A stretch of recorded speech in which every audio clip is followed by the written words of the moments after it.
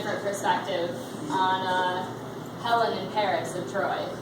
So this is Helen's letter to Paris if he had left her there and there was no more. To Paris with love. There is nothing alive more agonized than man, of all that breathe and crawl across the earth. Homer. I've got some things to say to you. I know I shouldn't. The conversation's been dead for ages. You left me here with him. Proud Agamemnon, who calls himself the keeper of my heart. Still, I find myself looking for answers to unasked questions, waiting for something that was never said, was meant to have been said, is still lingering on the tips of our tongues, the edges of our lips. Lips that crash together in a supernova explosion of the desire we keep locked away. Or was that just me? Was I making it up in my head?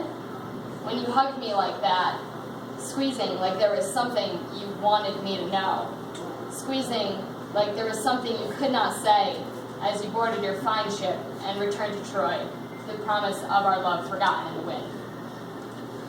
I might be lying to myself. I want to believe that I know you better than that. I want to think that when you said, "We're too stubborn," it was a feeble attempt to set us free.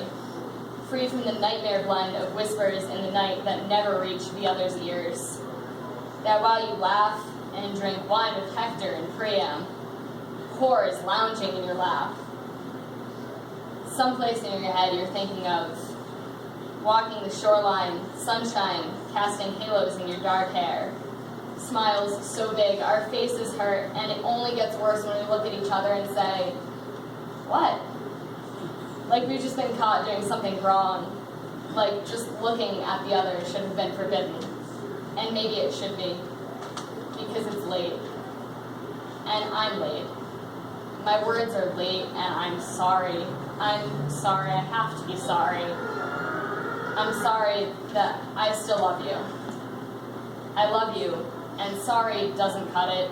I love you can't change a thing. I love you can't turn back time, but I need to say it. I feel the weight of it crushing my chest, holding me by the throat in every waking moment.